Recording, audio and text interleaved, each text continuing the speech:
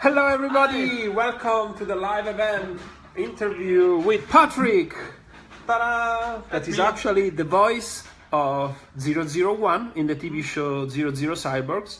Thank you so much to be here. Happy to be here. His voice is everywhere in the TV show, so he did a real good job. And we're safe for that. So let's start. Please tell a little bit about us, where you come from, why you choose acting, you know, if you have a story and all of this. I'm Patrick Praxel. I was born and raised in Northern California, and I got into acting because I saw my cousin do a play down in Anaheim where he was brought on stage, put into a guillotine, and had his head chopped off on stage, and it was awesome. I loved it.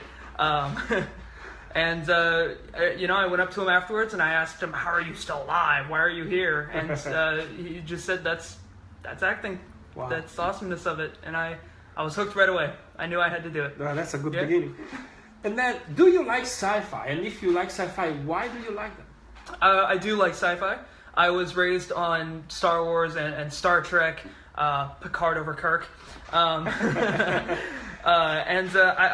like sci-fi because of the cool stories they can tell. You know, they can always do something technology based, or they can do something humanity wise, or even take awesome movie Alien, for example. They can go total horror with it, and it works. There's just a broad spectrum of what they can do, and it's awesome. Yeah, and sometimes it's just an excuse to tell the problems of everyday life and touch these bases. Yeah, sci-fi is a huge way to talk about modern day problems without hitting people over the head with it, without going overboard. That's right. For example, in our TV show, there is a big difference between the race of cyborgs and robots and humans.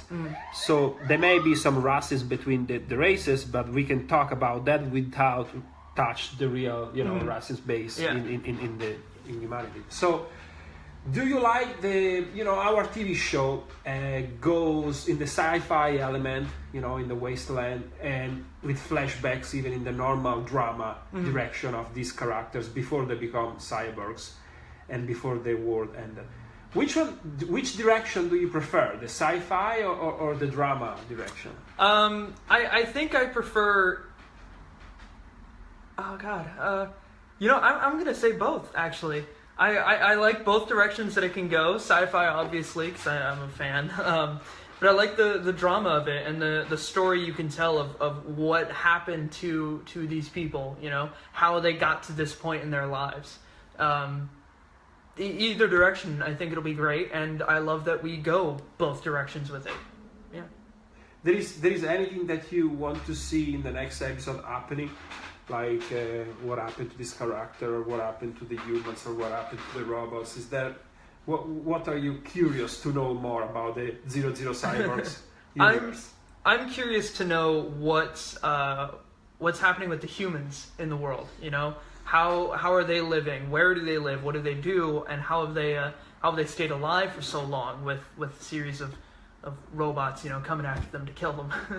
Funny question. So, if you will be a survivor in this kind of wasteland and apocalypse, if you will be a survivor in the 00 Cyborgs universe of wasteland, what you will do? What will be your day? Oh man, in the 00 Cyborgs universe, I would first gather up my friends and family, people I care about, and you'd be on that list, obviously. Yes.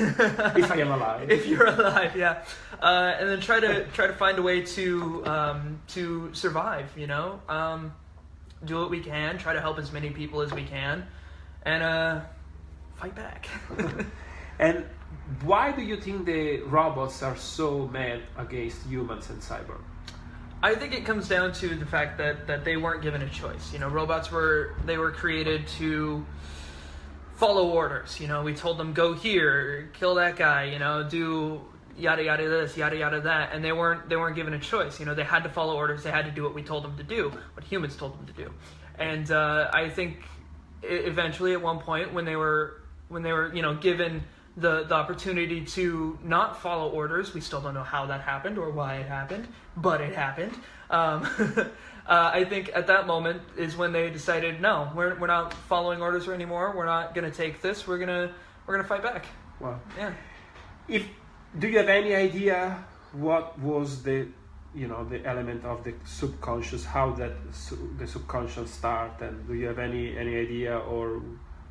I have no idea. No idea. No idea. I don't know how anything would have worked like that. And listen, if you have your favorite cyborgs, which will be? Oh, man. And don't say just 007 to give back the favor. Honestly, what would be your favorite? What is your favorite cyborg? I gotta say it's 007 and 008. The relationship dynamic between the two of them, the very buddy cop of the two of them, it's great. You can say and 0010 as well. Harry Holmes, he's a good friend of mine. Love that guy. And plus he does a good job. He does a very good job on it. Oh yeah, he's everywhere. He's everywhere in it. Yeah, even when we were sitting and recording my lines for it. I'm sitting there and I'm watching Harry, and there are a couple times that I'm watching him on screen, and I'm so focused on him. I'm like, okay, I'm sorry. What am I supposed to say? What am I gonna do? I was so drawn into him. Oh wow. Yeah. And so, if I give you the power to write the episode 2, after what you saw in the pilot, in which direction you will go? What exactly you will show in the episode 2? I think in the episode 2, what I would like to show, as I mentioned earlier, I want to see what happened to the humans. I'd like to, if I had the power to write it, I would write that in as a huge thing. What happened to the humans in this timeline? Where do all the cyborgs group up? How are they living and whatnot? And then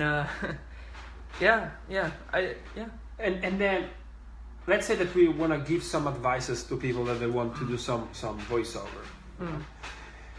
After your experience, if you did a good job,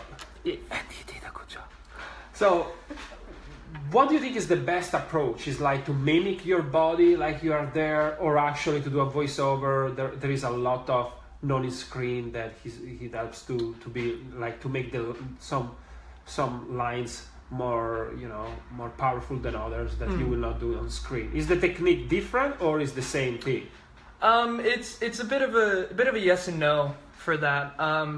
Obviously, if you are giving a line where you're trying to do voiceover where a character you're voicing has to punch someone, obviously you don't just punch the air, when you're doing voiceover, but give a little movement to help create that feeling, that sound in the voice to help get what you need to start, Yeah.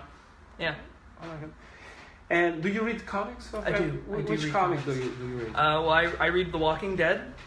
I like to read Scott Snyder's Batman series. It's pretty good. And then another comic which I actually really love reading right now is called The Wicked and the Divine. And it's about how every 90 years a bunch of ancient gods come back to Earth, and they're alive for 2 years, then they all die. No one knows why it happens, it just does. And this time around, they're all back as pop stars. Wow. Yeah, it's really cool. And listen, are you a fan of sci-fi or TV shows that are based on a real book or previous work? Or you like complete original stories? Or for you, it doesn't matter? For me, it's a mix of doesn't matter. Yeah, I love original stories. They're always great to see, and it's always awesome whenever an original story can get produced in such a great way.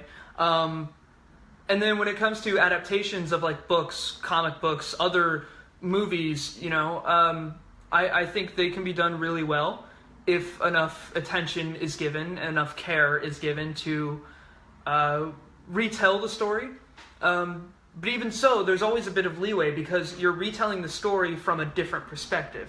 Not from the original writer, original creator's perspective. It's from someone else coming in and saying, this is what I saw, this is what I want to bring to the table to add to it. So, yeah. And let's say that I also give you the possibility to create a new cyborg. Okay, so you can create a new character that enter in the scene. What would be Patrick Cyborg? What you will do? What would be my cyborg? Well, You know what? If anything, I'd actually like to build two, if I could. First one would be a like 80s movie renegade cop. You know, throws the book of rules out the window. Doesn't follow orders, but he still gets the job done in his own way. That would be a cool character to see. And I think another cool character to see would be someone who always does the right thing, even if it's of great personal harm to them, or even if it hurts their relationship to other people. But they do what's right because they know that it has to be done. Yeah. Oh, I love it. And then, let's say, I want to ask you this question. Mm-hmm. A lot of time people say that they love TV show when they're really realistic and maybe characters die or maybe the good guys do not win. But in a TV show like 00 Cyborgs, how do you feel if we will lose characters, if cyborgs will die, and if the robots will take over for real? Do you think for this show is a direction that is possible, or is one of these one that? I think this show that we've so wonderfully created, it can actually go in multiple different ways, and it can go the way of we can tell a story where the cyborgs are the good guys, or we can tell a story where the humans are the good guys, or we could actually find a way to say that the robots are the good guys. It can go either way, and I think what would be really cool to see is if all three groups believe that they are the good guys and that they are doing what's right, and it's just all of them clashing ideas and whatnot. That would be really fun to see. And then, you know, in these days there is always a lot of sex and a lot of violence in TV shows, and they say that because they think it's more realistic. And actually, audience seems to react, you know, positively on this, that they like this.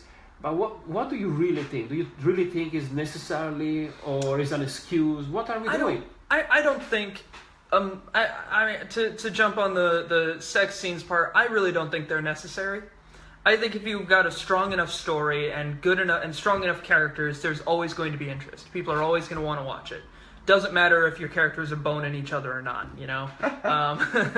I personally just like if I'm watching a TV show or a movie, characters will start having sex, and I tune out. I don't care. Why they put so much sex in TV shows right now? I think it's just taken back to that old adage: sex sells, and it does. It really does. You know. But in the same way, like you said, is a form of losing. So you admit that you're losing audience, or you admit that you're not good enough to don't put sex on the screen. I think it's. I said if you have strong enough characters and good enough plot, then yeah, you don't need it. But that's just my personal opinion. You know, that's just how I feel when I'm watching something. I know if you're watching something, or if our friends or family are watching something, they will have different opinions. They'll think different. Right. Everyone has different ideas on something like this. And about the violence, you feel the same, or you think that in some topics it's necessary to show violence because there is violence. There's a lot of violence. In a post-apocalypse scenario, we will have a lot. There's going to be a lot of violence. Yeah, so. I think in the right scenario, right situation, yeah, violence it up, man. Take a show like, but not as an excuse. Not as an excuse. Yeah, realistic. I mean, like the show Walking Dead. You know, when it first started out, there was violence in it because they're in that world. There's going to be violence, and then I think recently it just got a little gratuitous. They're just that's right. Violence for violence's sake, you know. And the audience, I think, is smarter than a lot of writers think. You know, so they can understand when that is going on. They actually. Or maybe some audience sometimes are just looking for free violence, but that is in some shows. You can't really twist a show in another direction. Yeah. So what do you think in our case of post-apocalypse, and we are basically a sci-fi drama, adventure drama comedy. We have a little bit of comedy. You have comedy. It's great comedy. Do you think is going to be a PG-13 or it must be an R? What do you think would be the direction in this topic? I think based purely on the pilot alone, which we have up, you can totally watch it right now. It's awesome. Based on the pilot alone, we can totally go the route of PG-13 and keep it there. And it would be cool to keep it there, but we could also go rated R. I think if we handled it right, if we did it in the right way, we could go rated R and it'll still be totally awesome. But right now it's a PG-13. Right now I would say PG-13, and that's actually a good place for it to be. Yeah. Yeah. Yeah.